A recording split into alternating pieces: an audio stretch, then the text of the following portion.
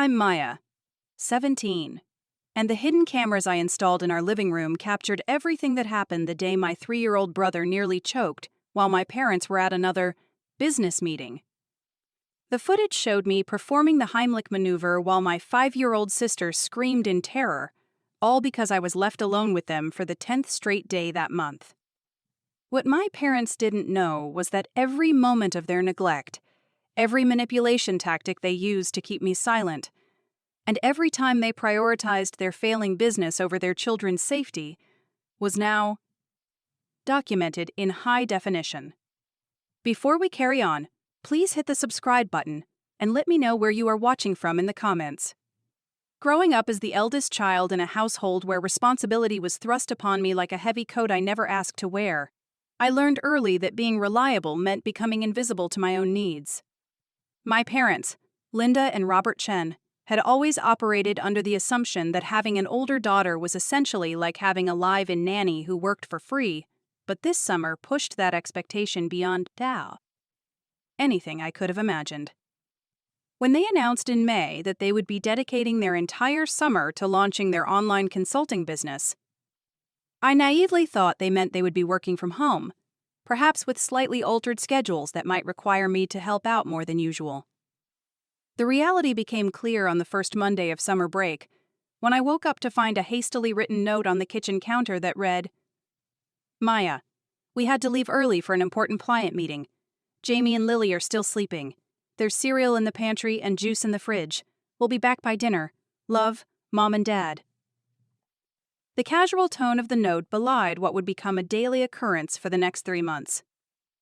Transforming what should have been my last carefree summer before senior year into an unpaid position as a full-time caregiver for my 3-year-old brother Jamie and 5-year-old sister Lily. At first, I tried to convince myself that this arrangement was temporary, that once their business got off the ground, things would return to normal. I had always been the responsible one, the child who cleaned up messes without being asked, who helped with homework and mediated sibling disputes, who could be counted on to handle whatever crisis arose in our household. But there's a difference between being helpful and being exploited, and as the days stretched into weeks, I began to understand that I had crossed that line without even realizing it was happening. My parents had a way of framing their absence as a noble sacrifice they were making for our family's future, painting themselves as hard-working entrepreneurs who were building something that would benefit all of us in the long run. "This business is going to change everything for our family," my mother would say whenever I expressed frustration about spending another full day managing 2 young children while she and my father attended networking events or client meetings that seemed to accomplish nothing. Concrete. "We're doing this for you kids, so you can have better opportunities than we did." The manipulation was subtle but effective, making me feel guilty for wanting to spend time with friends or pursue my own interests during what was supposed to be my summer vacation. When I mentioned that I had been invited to go to the beach with classmates, my mother's response was a theatrical sigh followed by, "I guess we'll have to cancel our meeting with the potential investor. I know how important your social life is to you." The implication was clear. My desire for a normal teenage experience was selfish and stood in the way of our family's success. The daily routine became exhausting in ways I hadn't anticipated. Waking up early to make breakfast for Jamie and Lily, keeping them entertained and safe throughout the day, preparing lunch, managing nap time for Jamie while keeping Lily quiet, dealing with meltdowns and accidents, cleaning up constant messes, and then having dinner ready when my parents returned home, usually around 7 or 8 in the evening, just in time to eat the meal I had prepared, and then disappear into their home office to work on business plans that never seemed to materialize into actual income. What made the situation even more frustrating was my parents' complete lack of acknowledgement of what I was doing for them. There was no discussion of payment, no expression of gratitude for the sacrifice I was making, no recognition that I was essentially providing childcare services that would have cost them hundreds of dollars per week if they had hired a professional. Instead, they seemed to view my contribution as the natural order of things, as if caring for my siblings was simply another household chore that fell within my normal responsibilities as their daughter. The breaking point began to build during the 4th week of this arrangement, when Jamie fell off his tricycle in the backyard while I was inside making lunch and scraped his knee badly enough to require cleaning. Bandaging. The incident itself wasn't serious, but it highlighted how impossible it was for me to properly supervise 2 young children simultaneously while also managing household tasks. When my parents returned that evening and saw Jamie's bandaged knee, their reaction wasn't concerned about the safety implications of leaving one teenager in charge of 2 small children, but rather a series of questions about how I had allowed the accident to happen. "You need to be more careful," my father said, as if I had deliberately arranged for Jamie to fall. "These kids are your responsibility when we're not here." The weight of that statement sat heavily on my chest, the realization that I was being held accountable for accidents and incidents that were simply part of normal childhood, but without any of the authority or resources that parents typically have to manage such situations.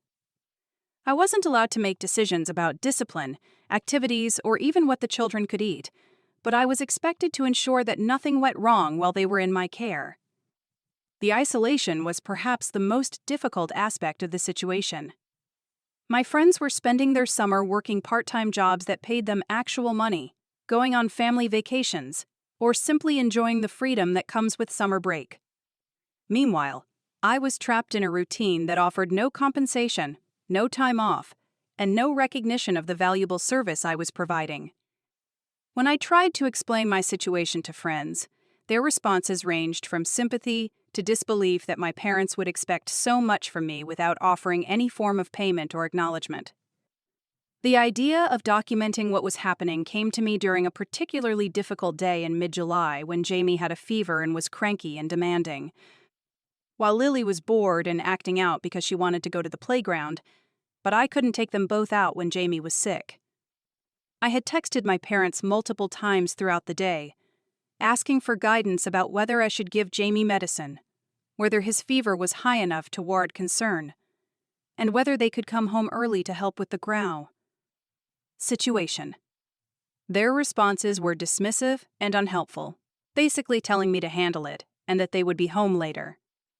By the time they returned that evening, Jamie's fever had broken and he was feeling better, but I was emotionally and physically exhausted from managing a sick toddler and an energetic 5-year-old all day. When I tried to explain how difficult the day had been, my mother's response was, "Well, that's just part of taking care of kids. You did fine." That night, lying in bed and thinking about the complete lack of support or recognition I had received, I began to consider whether there might be a way to document what was actually happening in our household during these long days when I was left alone with my siblings. I wasn't initially thinking about involving outside authorities, but rather about creating some kind of record that might help my parents understand the reality of what they were asking of me. The research I did online about nanny cameras and home security systems opened my eyes to how affordable and accessible surveillance technology had become. With money I had saved from my part-time job during the school year, I was able to purchase several small cameras that could be easily concealed and would record continuously throughout the day. The installation was simpler than I had expected, with cameras positioned in the living room, kitchen, and playroom where most of our daily activities took place. Initially, my plan was simply to show my parents footage of a typical day, hoping that seeing the reality of what I was managing would lead to some recognition, or perhaps a discussion about compensation or additional support. But as the cameras recorded day after day of the same routine, I began to notice patterns and behaviors that I hadn't fully recognized when I was in the middle of managing everything. The footage revealed how often Jamie and Lily asked for their parents throughout the day, how frequently small accidents and incidents occurred that required quick thinking and mature judgment, and how much energy and attention was required to keep 2 young children safe, entertained, and cared for from Ron Dasher. Morning until evening. But it also captured something else that disturbed me deeply. The moments when I broke down from stress and exhaustion, when the pressure of being responsible for 2 small children without support or recognition became overwhelming. There was the day when Jamie refused to eat lunch and had a complete meltdown, screaming and throwing food, while Lily joined in with her own tantrum simply because her brother was upset. The camera captured me sitting on the kitchen floor, crying from frustration and exhaustion while trying to clean up the mess and calm both children. There was the afternoon when Lily accidentally knocked over a plant while playing, and the soil spilled all over the carpet, and I had to figure out how to clean it up while keeping Jamie from walking through the dirt and tracking it through the house. But the incident that changed everything happened on a Thursday in early August. A day that started like any other but quickly escalated into a situation that made me realize just how dangerous my parents' casual approach to childcare had become. Jamie had been playing with his blocks in the living room while I was folding laundry and keeping an eye on him from across the room. Lily was in the playroom with her dolls, and everything seemed under control when I heard Jamie start to cough in a way that immediately caught my attention. When I looked over, I could see that he was struggling to breathe and making the kind of choking sounds that every caregiver dreads. He had somehow gotten hold of a small toy that belonged to one of Lily's games, something that should have been put away but had been left out, and it was lodged in his throat. The camera captured everything that happened next, my immediate response to assess the situation. My attempts to get the object out by turning him upside down and patting his back, and finally, my decision to perform the Heimlich maneuver on a 3-year-old, something I had learned in a babysitting class but never ballet imagined I would need to use. The terror of that moment, watching Jamie's face turn red as he struggled to breathe while Lily screamed in fear from across the room, was unlike anything I had ever experienced. The responsibility I felt in that instant was crushing. The knowledge that this child's life was literally in my hands, and that I was completely alone in dealing with the crisis. When the toy finally dislodged and Jamie started breathing normally again, the relief was overwhelming, but it was quickly followed by a rage that surprised me with its intensity. I immediately called my parents, explaining what had happened and how serious the situation had been. Expecting them to rush home to check on Jamie and perhaps acknowledge that leaving a 17-year-old in charge of 2 small children without any backup support was problematic. Instead, my mother's response was, "Well, it sounds like you handled it well. We're in the middle of an important presentation, so we'll see you tonight." That evening, when they returned home, and I tried to explain the severity of what had happened, their reaction was dismissive and almost annoyed that I was making such a big deal about it. "Kids put things in their mouths all the time," my father said. "You did what you needed to do, and everything turned out fine." There was no discussion of how to prevent similar incidents, no acknowledgement of how traumatic the experience had been for me, and no recognition that I had potentially saved their son's life. That night, watching the footage of the choking incident, I realized that what I was witnessing wasn't just inconsiderate parenting or unfair expectations, but a pattern of neglect that put my siblings at risk and placed an inappropriate level of responsibility on my shoulders. The cameras had captured not just that day's crisis, but weeks of evidence showing how my parents had systematically abandoned their parental responsibilities while expecting me to fill the gap without any support, training, or acknowledgement. The decision to contact Child Protective Services wasn't made lightly or impulsively, but rather after several days of reviewing footage and recognizing patterns that I hadn't fully understood when I was living through them day by day. The cameras had documented not just individual incidents, but a systemic problem of neglect and inappropriate delegation of parental responsibilities that was putting all of us at risk. The most damning evidence wasn't the dramatic moments like Jamie's choking incident, but rather the cumulative effect of daily neglect that the cameras had captured. Hours of footage showing 2 small children asking for their parents, calling out for mom and dad who weren't there, needing comfort and guidance that I was trying to provide but wasn't equipped to offer. There were scenes of Jamie having nightmares and wanting his mother, of Lily asking why mommy and daddy were never home, of both children exhibiting behavioral issues that seemed directly related to the lack of consistent parental presence and attention. The footage also revealed something that I hadn't fully recognized about my own situation. The cameras captured moments when I was clearly overwhelmed, when I was crying from stress and exhaustion, when I was trying to manage situations that were beyond what any teenager should be expected to handle alone. There were scenes of me calling my parents desperately for guidance during difficult moments, only to be dismissed or told to figure it out myself. When I finally made the call to Child Protective Services, I had prepared a detailed timeline of events and had organized the most relevant footage to support my concerns. The social worker who took my initial call, Mrs. Rodriguez, listened carefully to my description of the situation and asked thoughtful questions about the daily routine, the children's well-being, and my parents' level of involvement in their care. "What you're describing sounds like a very difficult situation," Mrs. Rodriguez said during our phone conversation. "Can you tell me more about how long this arrangement has been in place, and whether your parents have discussed it with you as a temporary or permanent situation?" Her questions helped me articulate aspects of the problem that I hadn't fully considered, such as the fact that I had never agreed to take on full-time childcare responsibilities and that there had been no discussion of appropriate compensation or support for the role I was being asked to fill. The investigation process was more thorough than I had expected, with Mrs. Rodriguez explaining that they would need to interview all family members separately, review any documentation I could provide, and assess the overall safety and well-being of the children in our household.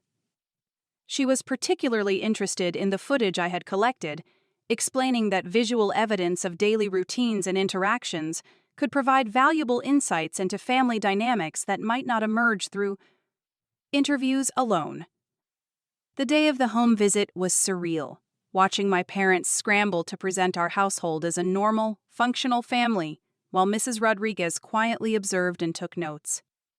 They had rushed home from their business activities when they received the call about the investigation, suddenly prioritizing their children's situation in a way they hadn't done all summer. The contrast between their attentive, concerned parent act during the visit and their usual absent, dismissive approach was stark and obvious to anyone paying attention. Mrs. Rodriguez conducted separate interviews with each of us, asking Jamie and Lily age-appropriate questions about their daily routine, who took care of them, and how they felt about their situation. The children's responses were honest and revealing, with Jamie repeatedly asking when Mommy and Daddy were coming home, and Lily explaining that Maya was the one who made her lunch and helped her when she was sad, because Mommy and Daddy were always working.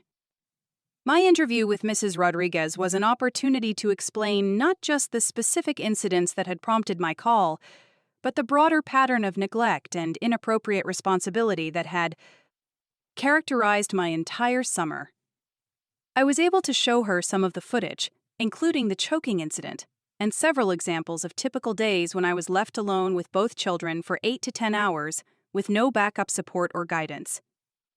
"What concerns me most," Mrs. Rodriguez said after reviewing some of the evidence, "is not just that you've been placed in an inappropriate caregiving role, but that there seems to be no recognition from your parents about the level of responsibility they've assigned to you or the potential risks involved. A 17-year-old, no matter how mature and responsible, shouldn't be expected to provide full-time care for 2 young children without proper support and supervision."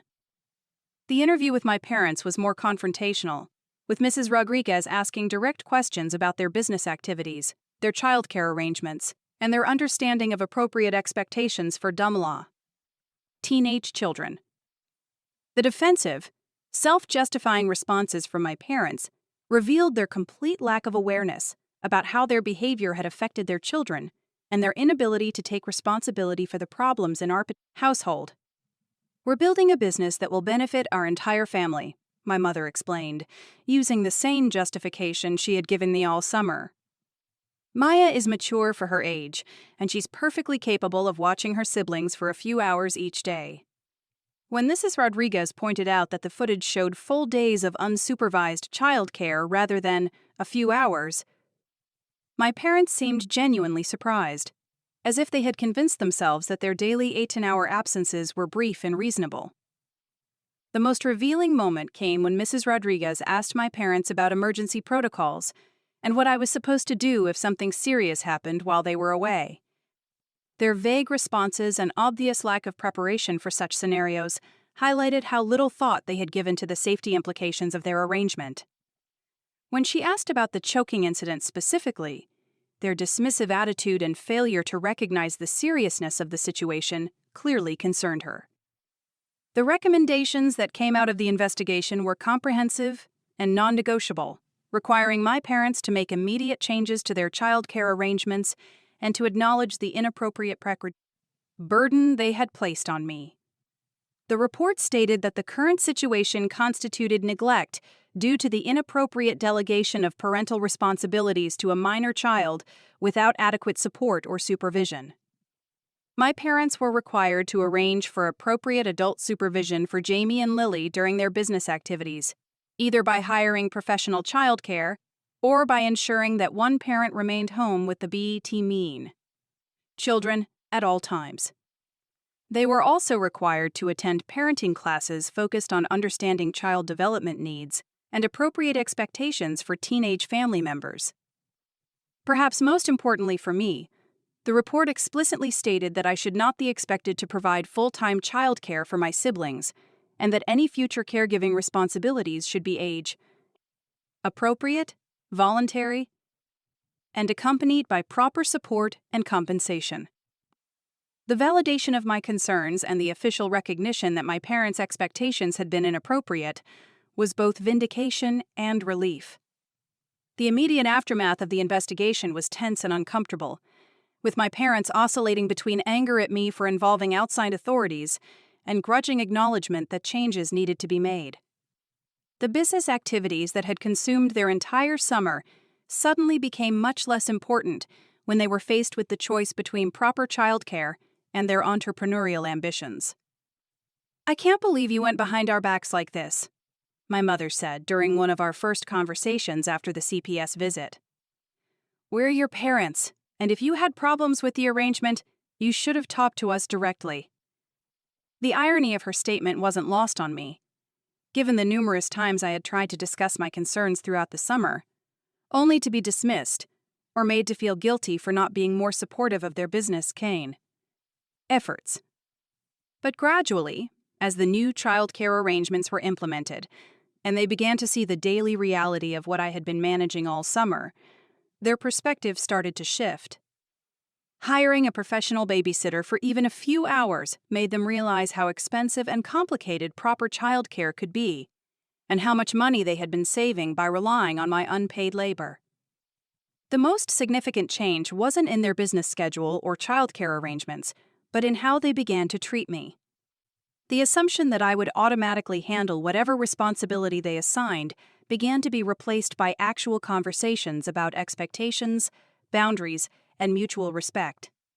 The invisible labor I had been providing all summer suddenly became visible to them when they had to pay someone else to do the same work. The resolution wasn't perfect or immediate, and there were still moments of tension and disagreement as our family dynamics adjusted to the new reality. But the investigation had accomplished something that months of my direct complaints had not. It forced my parents to recognize that I was not just an extension of their parental responsibilities, but a separate person with my own needs, rights, and limitations. The cameras remained installed throughout the remainder of the summer, not as surveillance tools, but as a reminder of the importance of accountability and transparency in our family relationships. The footage from those final weeks showed a dramatically different household, one where my parents were present and engaged with their children, where I was able to act as a helpful older sister rather than an unpaid nanny, and where the children received the attention and care they deserved. Looking back on that summer, I realized that the decision to document what was happening and to seek outside intervention had been necessary not just for my own well-being, but for the safety and welfare of my siblings. The choking incident could have had a very different outcome, and there were countless other situations throughout those 3 months that could have escalated into serious problems if left unaddressed. The experience taught me valuable lessons about advocacy, boundaries, and the importance of speaking up when something is wrong, even when it involves family members, and even when the consequences might be uncomfortable or difficult. It also taught me that sometimes outside perspective is necessary to see problems that have become normalized through repetition and manipulation. The business that my parents had been so focused on building ultimately failed, as most small businesses do. But the time and energy they invested in their children's lives during the final weeks of summer proved to be much more valuable than any potential financial gain. The relationships that were repaired and strengthened during that period became the foundation for a healthier family dynamic that continued into the school year and beyond. The footage from those cameras captured more than just evidence of neglect. It documented a family learning to function better, to communicate more honestly, and to respect each other's needs and limitations. The summer that began with exploitation and ended with intervention became a turning point that changed all of our lives for the better. The weeks following the CPS investigation brought unexpected challenges that I hadn't anticipated when I made the decision to document and report my parents' behavior. While the immediate safety concerns had been addressed and new childcare arrangements were in place, the emotional fallout within our family was complex and sometimes difficult to navigate. My parents' initial anger and defensiveness gradually gave way to something more complicated, a mixture of embarrassment, resentment, and grudging recognition that changes had been necessary. The professional babysitter they hired, Mrs. Patterson, was a 62-year-old grandmother with 30 years of childcare experience who charged $25 per hour for her services. Within the first week of her employment, my parents began to understand the financial reality of what I had been providing for free all summer. The cost of professional childcare for the hours they had been expecting me to work would have exceeded $2,000 per month, money they didn't have and hadn't budgeted for in their business planning. I had no idea how expensive childcare was, my mother admitted during one of our awkward post-investigation conversations. When I was working before you kids were born, I never had to think about these costs because we had family nearby to help. Her comment revealed part of the problem that had led to our summer situation. She had never really calculated the value of the childcare services she had been expecting from me, or considered that expecting family members to provide free labor might not be sustainable or fair. Mrs. Patterson's presence in our household also highlighted the level of skill and experience required to properly care for young children. She arrived each morning with a structured plan for activities, educational games, and age-appropriate exercises that kept Jamie and Lily engaged and learning throughout the day. She handled behavioral issues with calm consistency, managed meal times without chaos, and created routines that made everything run more smoothly than it had during my solo management of the children. Watching Mrs. Patterson work made me realize how unprepared I had been for the responsibilities my parents had assigned to me. While I had done my best to keep my siblings safe and entertained, I lacked the training, experience, and resources that professional childcare providers brought to their work. The comparison wasn't meant to make me feel inadequate, but rather to illustrate how unrealistic my parents' expectations had been from the beginning. The financial strain of paying for professional childcare forced my parents to make difficult decisions about their business activities. Many of the networking events, client meetings, and conference calls that had seemed so crucial during the summer suddenly became optional when they were weighed against the cost of extended childcare hours. The business that had been their excuse for abandoning their parental responsibilities was quickly revealed to be less essential than they had claimed. "We're going to have to scale back our business development activities," my father announced during a family meeting in late August. "The childcare costs are higher than we anticipated, and we need to be more strategic about when and how we pursue business opportunities." The irony wasn't lost on me that the same business activities that had been presented as non-negotiable priorities during the summer were now being described as optional extras that could be adjusted based on family needs. The parenting classes that CPS had required my parents to attend became another source of education and revelation for them. The curriculum covered topics like child development stages, age-appropriate expectations, and the importance of consistent parental presence in children's lives. Each week, they returned from their classes with new insights about mistakes they had been making and changes they needed to implement in their approach to parenting. Did you know that young children need predictable routines and consistent caregivers to feel secure? My mother asked after one of her classes, as if this was groundbreaking information rather than basic child development knowledge.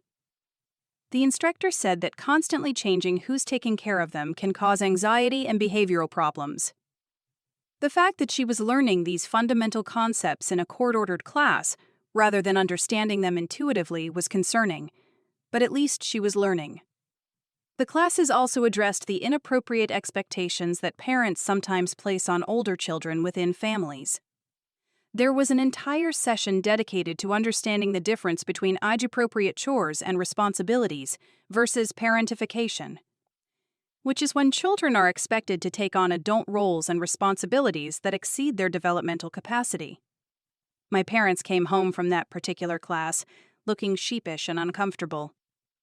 The instructor talked about how damaging it can be when parents expect older children to serve as substitute parents for their siblings, my father explained during dinner that night. She said it can interfere with their own development and create resentment and stress that affects the whole family. Again, the fact that he was learning this information from a mandated class rather than recognizing it on his own was troubling, but I was grateful that he was at least absorbing the lessons. My own healing process during this period was complicated and sometimes confusing.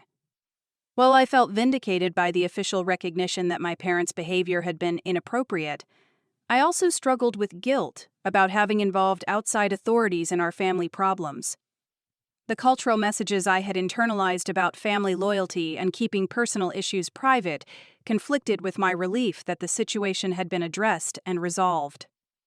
Therapy became an important part of my recovery process, with sessions that helped me understand the long-term effects of the parentification I had experienced and develop strategies for establishing healthy boundaries within my family relationships.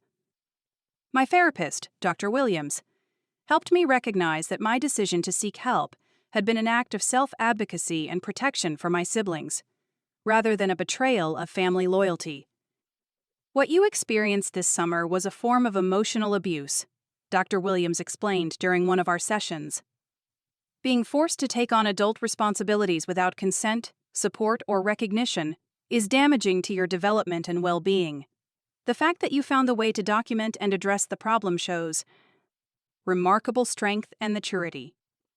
Her validation was important in helping me process the complex emotions I was experiencing about the situation. The therapy sessions also helped me understand how the summer's experiences had affected my relationship with my siblings. While I loved Jamie and Lily deeply, the months of being solely responsible for their care had created stress and resentment that needed to be addressed. I had to learn how to be their big sister again rather than their substitute parent, and they had to adjust to having our parents more present and involved in their daily lives. Jamie's behavioral changes were particularly noticeable in the weeks following the new childcare arrangements. The 3-year-old, who had been anxious and clingy during the summer, gradually became more confident and secure as he received consistent attention from our parents. His sleep improved, his tantrums decreased, and he began exhibiting the normal developmental behaviors that had been disrupted by the instability of our summer routine. Lily's adjustment was different, but equally significant. The 5-year-old had taken on a premature sense of responsibility during the summer, often trying to help me manage Jamie or comfort him when he was upset. With our parents more present, and Mrs. Patterson providing professional care during business hours, Lily was able to return to age-appropriate activities and concerns. She began playing with her toys again, instead of constantly worrying about her little brother. The cameras that had served as crucial evidence during the investigation remained installed throughout the remainder of the summer, but their purpose evolved from surveillance to family accountability.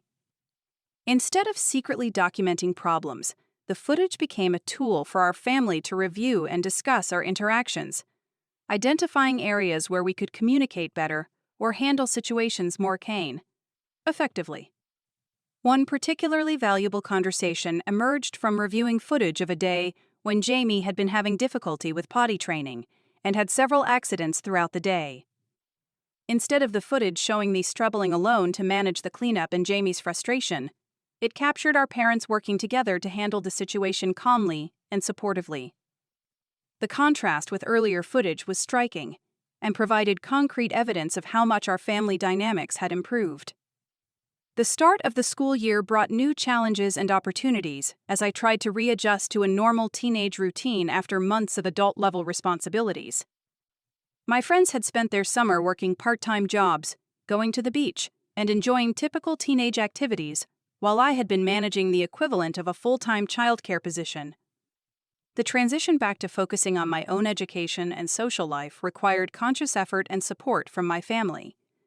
My parents' acknowledgement of the summer's impact on my senior year preparation was one of the most meaningful aspects of their changed attitude. They recognized that the time I had spent caring for my siblings had prevented me from participating in college preparation activities, summer programs, and social experiences that were important for my own development. They committed to supporting my college application process in ways that went beyond what they had originally planned. "We want to make sure you have every opportunity to succeed in your senior year and your college applications," my mother said during a conversation about my academic goals. "We realize that this summer took time and energy away from your own preparation, and we want to help you make up for that."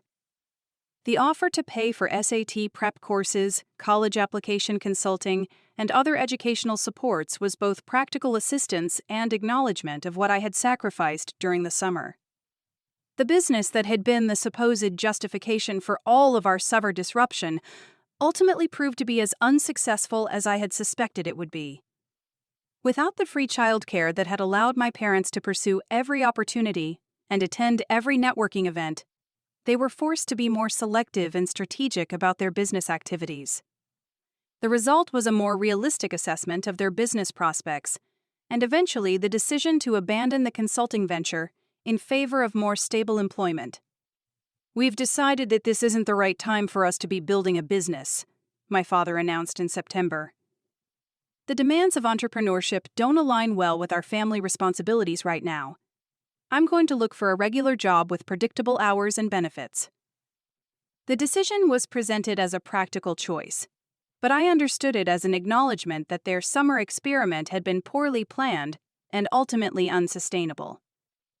The return to traditional employment for both of my parents brought stability to our household that we hadn't experienced in months.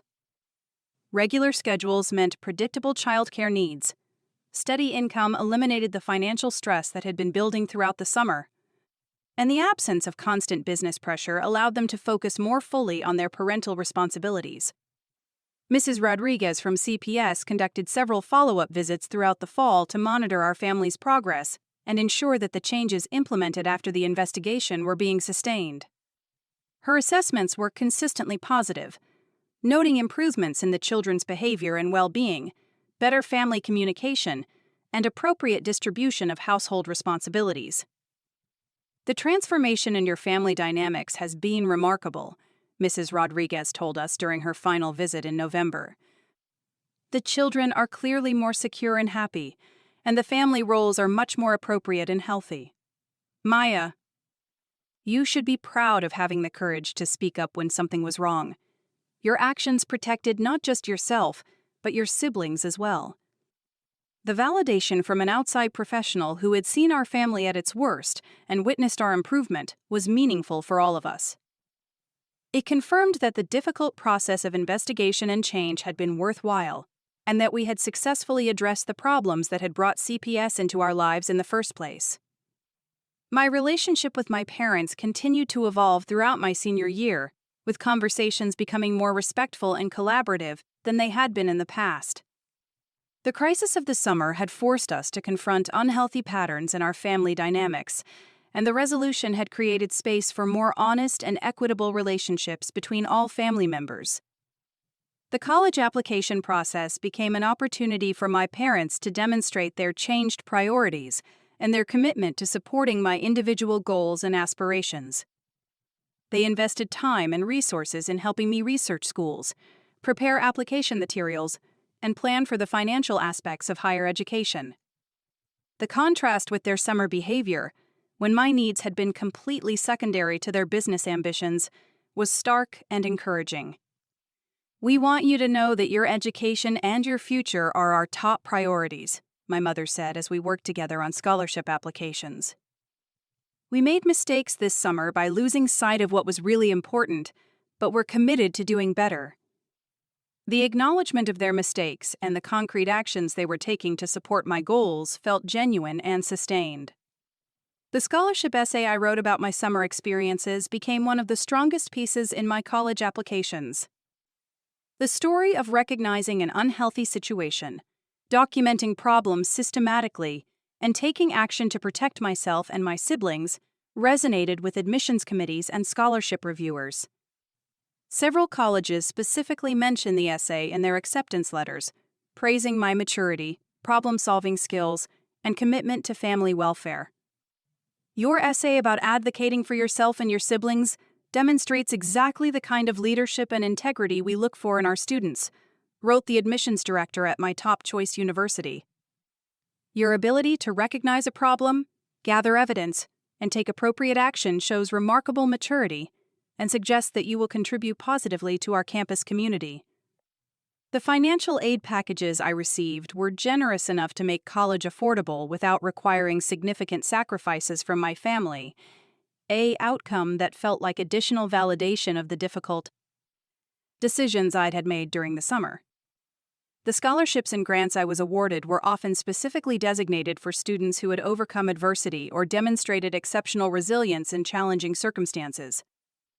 Jamie and Lily's continued progress throughout the school year provided ongoing evidence that the changes in our family had been beneficial for everyone.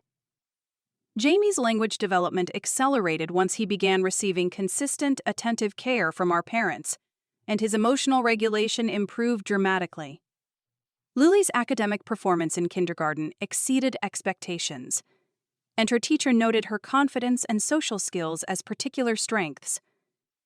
The cameras were eventually removed from our common areas, not because we no longer needed accountability, but because the trust and communication patterns we had developed made surveillance unnecessary. The footage they had captured served its purpose of documenting problems and facilitating change, but the ongoing health of our family relationships was maintained through direct communication rather than electronic and free monitoring. The experience of that summer and its aftermath became a defining element of my identity and my approach to relationships and problem-solving.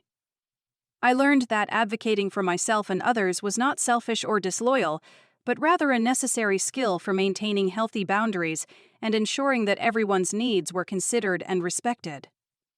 The validation I received from outside professionals and the positive changes in my family confirmed that speaking up about problems was the right choice, even when it was difficult or uncomfortable.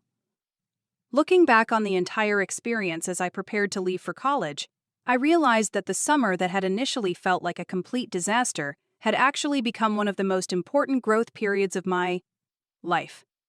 The skills I developed in documentation, advocacy, and boundary setting would serve me well in college and beyond. And the deeper understanding I gained about family dynamics and healthy relationships would influence how I approached all of my future interactions. The cameras that had captured our family's problems and transformation had also documented something beautiful: the process of people learning to treat each other with respect, consideration, and genuine care. The footage from our final weeks together before I left for college showed a family that had learned to function as a team, supporting each other's goals and needs, rather than expecting some members to sacrifice for others without recognition or reciprocation. My parents' growth throughout the process was perhaps the most surprising and encouraging aspect of the entire experience. The people who had seemed completely oblivious to their children's needs during the summer had become attentive, engaged parents who prioritized family relationships over external ambitions. The transformation wasn't immediate or perfect, but it was genuine and sustained, creating a foundation for healthier family dynamics that would continue long after I left home. As I packed for college, I included copies of some of the most significant footage from that summer. Not as reminders of past problems, but as documentation of what was possible when people were willing to acknowledge mistakes, accept feedback, and commit to positive change. The story that had begun with exploitation and hidden cameras had become a testament to the power of advocacy, accountability, and the possibility of transformation, even in the most challenging family situations.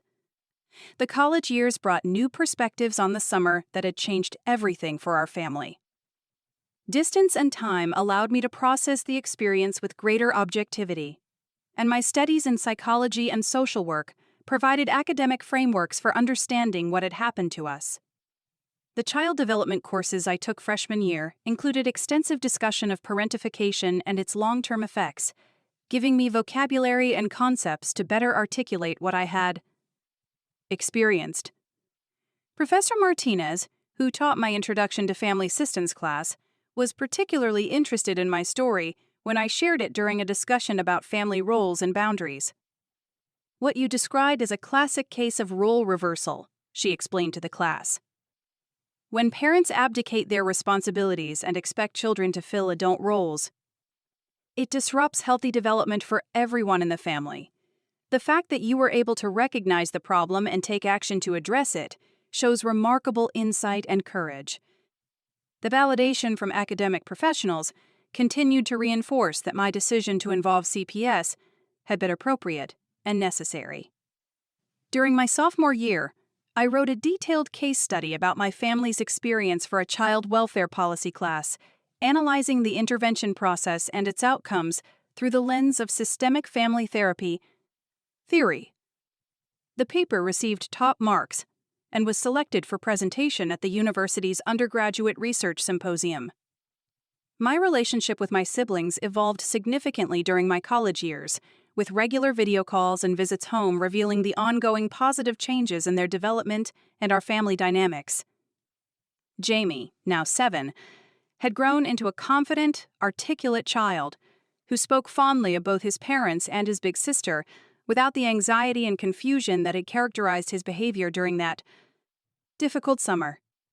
His memories of the period when I was his primary caregiver were vague, which his pediatrician assured my parents was normal and healthy.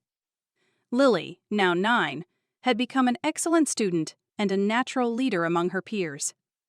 Her teacher reported that she was particularly good at including children who seemed left out and mediating conflicts between classmates. "Lily has an unusual level of empathy and social awareness for her age," the teacher told my parents during a conference. "She seems to really understand when someone is struggling and knows how to offer help in ways that feel supportive rather than intrusive." The skills that Lily had developed during our challenging summer, while inappropriate for a 5-year-old to have needed, had evolved into positive character traits as she matured. Her early experience with responsibility and caregiving had given her insights into human nature and social dynamics that served her well in age-appropriate contexts. The key difference was that she was now using these skills by choice, in situations that were suitable for her developmental stage, rather than being forced into adult roles out of necessity. My parents' transformation continued throughout my college years, with each visit home revealing new evidence of their growth as individuals and as parents. They had maintained their commitment to prioritizing family relationships over external ambitions, making decisions about work and social activities based on their impact on Jamie and Lily's well-being. The business ventures and entrepreneurial dreams that had consumed them during that summer had been replaced by steady employment and community involvement. We learned that being present for our children's daily lives was more important than any business success we might have achieved, my mother reflected during one of our conversations. "The time we missed with them during that summer can never be recovered, but we've tried to make sure that every year since then has been different." Her words carried the weight of genuine regret and authentic commitment to change. The financial stability that came with their return to traditional employment had allowed my parents to provide opportunities for Jamie and Lily that hadn't been possible during the chaotic period of failed business development. Music lessons, sports teams, summer camps, and educational enrichment activities were now part of their routine, creating the kind of childhood experiences that my parents had originally claimed they were working to provide through their entrepreneurial efforts.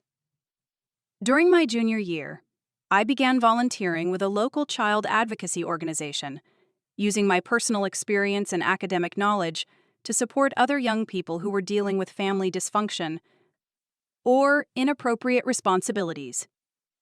The work was emotionally challenging but deeply meaningful, providing opportunities to help others navigate situations similar to what I had experienced. One case that particularly resonated with me involved a 15-year-old named Rachel, whose parents were expecting her to provide full-time care for her disabled grandfather while they worked. The parallels to my own situation were obvious, but the added complexity of medical care responsibilities made Rachel's situation even more concerning. I was able to help her understand that her feelings of overwhelm and resentment were valid, and to develop strategies for advocating for appropriate support services for her family. I thought I was being selfish for not wanting to take care of Grandpa, Rachel told me during one of our sessions.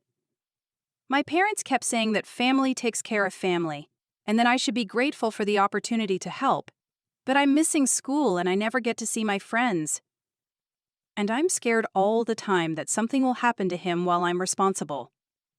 Her words echoed my own feelings from that summer, the guilt and confusion that came from being labeled ungrateful for objecting to inappropriate expectations. Working with the advocacy organization taught me that my family's situation had been far from unique. Parentification was a common problem that affected thousands of families, often going unrecognized because cultural narratives about family loyalty and responsibility made it difficult for children to speak per be up about unrealistic expectations. The organization's caseload was consistently full of young people who were struggling with adult responsibilities that exceeded their developmental capacity. The training I received through the advocacy organization included modules on documentation techniques, legal rights of minors, and effective communication with child protective services. I realized that my instinct to use cameras to document my situation had been more sophisticated and strategic than I had understood at the time. The systematic approach I had taken to gathering evidence had been crucial to the success of the intervention. Most teenagers in your situation wouldn't have thought to document everything so thoroughly, explained Sarah Kim, the organization's training coordinator. The fact that you were able to recognize the importance of evidence and to collect it systematically shows remarkable foresight and planning. That documentation was probably the key factor in getting CPS to take your concerns seriously and act quickly. The advocacy work also connected me with other young people who had taken similar steps to protect themselves and their siblings from family dysfunction. Hearing their stories provided additional perspective on my own experience and reinforced that seeking help had been not only justified, but necessary. Some of their situations had been more severe than mine, involving physical abuse or severe neglect, while others dealt with emotional manipulation and inappropriate expectations similar to what I had experienced. During my senior year, I was invited to speak at a national conference on child welfare policy, sharing my story as an example of successful self-advocacy and family intervention. The presentation, titled "When Children Must Advocate for Themselves: A Case Study in Family Systems Change," was attended by social workers, family therapists, and policymakers from across the country. The response to my presentation was overwhelmingly positive, with multiple audience members commenting on the importance of teaching young people to recognize inappropriate family dynamics and providing them with tools to seek help when necessary. Several states expressed interest in developing educational programs that would help teenagers understand their rights and identify resources for addressing family problems. Your story illustrates why we need to do a better job of educating young people about healthy family relationships and their right to appropriate support, said Dr. Jennifer Walsh, a prominent child welfare researcher who attended my presentation. Too many children accept inappropriate roles within their families because they don't understand that what they're experiencing isn't normal or healthy. The conference presentation led to invitations to speak at other events, including high school assemblies, community organizations, and professional development workshops for teachers and counselors. Each speaking opportunity provided chances to reach young people who might be experiencing similar situations and to educate adults about the signs of parentification and family role dysfunction. One particularly memorable presentation was at a high school in rural Wisconsin, where I spoke to an audience of students who came from farming families where older children were often expected to take on significant responsibilities.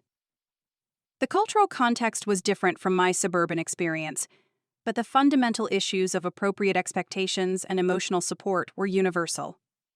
After my presentation, several students approached me privately to discuss their own situations. One 17-year-old named Marcus described being expected to manage his family's farm operation while his parents worked second jobs in town, missing school frequently, and having no time for social activities, or college preparation. His story reinforced that parentification took many forms, but always involved inappropriate delegation of adult responsibilities to children who lacked the authority, resources, or developmental capacity to handle them effectively. The book I wrote during graduate school, Hidden Cameras, Hidden Truth, A Teen's Guide to Family Advocacy, became a resource for other young people dealing with similar situations. The book combined my personal story with practical information about documentation techniques, legal rights, and resources for seeking help. The positive response from readers, parents, and professionals validated the importance of sharing these experiences and providing concrete guidance for others. The book's success led to media appearances and interviews that further amplified the message about appropriate family boundaries and the importance of supporting young people who were struggling with inappropriate teen expectations. Television interviews, podcast appearances, and magazine articles reached audiences that might never have encountered information about parentification through traditional educational channels. During one particularly impactful television interview, the host asked whether I ever regretted involving CPS in our family situation. Never, I replied without hesitation. The intervention saved my family. Without outside accountability and support, we would have continued in patterns that were harmful to everyone, especially my younger siblings. Sometimes families need help recognizing their problems and finding healthier ways to function. The long-term follow-up research I conducted for my master's thesis tracked the outcomes for families that had experienced CPS intervention for parentification cases. The data showed that families who engaged positively with services and made required changes generally maintained improved functioning over time, while families that resisted intervention or made only superficial changes were more likely to return to problematic patterns. Our family's trajectory aligned with the positive outcomes documented in my research. 5 years after the initial intervention, my parents had sustained their improved parenting practices. Jamie and Willie continued to thrive academically and socially, and our family relationships remained healthy, supportive. The changes that had seemed fragile and uncertain in the immediate aftermath of the CPS investigation had proven to be genuine and lasting. The cameras that had started everything were eventually donated to the child advocacy organization where I volunteered, where they were used to help other families document concerning situations when appropriate. The technology that had been crucial to changing my family's story continued to serve other children who needed evidence to support their cases for intervention and support. My parents' evolution from that summer to my graduate school years was remarkable and inspiring. They had become advocates themselves, volunteering with organizations that supported struggling families and sharing their story at parenting workshops and community events. Their willingness to acknowledge their mistakes publicly and to help other parents avoid similar problems demonstrated genuine transformation and commitment to positive change. We want other parents to understand how easy it is to lose perspective and start expecting too much from your children, my father explained during a joint presentation we gave at a family services conference. Business pressures, financial stress, and other adult concerns can make you forget that your first responsibility is to your children's well-being, not your personal ambitions. The partnership that developed between my parents and me as adults was built on mutual respect, honest communication, and shared commitment to family welfare. The crisis that had nearly destroyed our relationships had ultimately strengthened them by forcing us to confront problems that might otherwise have festered and worsened over time. The intervention that had seemed devastating when it happened had become the foundation for healthier, more authentic connections between all family members. Jamie and Lily, now 11 and 13 respectively, had grown into confident, capable young people who understood the importance of family support, while also maintaining appropriate boundaries and expectations. They had learned from our family's experience that it was possible to care for each other without sacrificing individual needs and goals, and that healthy families found ways to support all members rather than expecting some to serve others without reciprocation. The footage from that transformative summer remained a powerful reminder of how quickly family dynamics could shift when appropriate interventions were implemented with genuine commitment to change. The cameras had captured not just evidence of problems, but documentation of healing, growth, and the possibility of redemption even in the most challenging circumstances. Looking back on the entire experience from the perspective of several years and professional training in family systems theory, I understood that our story represented both a cautionary tale about the dangers of parentification and a hopeful example of successful intervention and family transformation. The summer that had begun with hidden cameras and ended with CPS involvement had become a foundation for years of healthier relationships and positive growth for everyone in our family. The legacy of those 3 months continued to influence how I approached relationships, professional work, and advocacy efforts. The skills I had developed in documentation, communication, and boundary setting served me well in graduate school, in my work with other families, and in my personal relationships. The experience had taught me that speaking up about problems was not only appropriate but necessary, and that accountability and transparency were essential elements of healthy relationships at every level.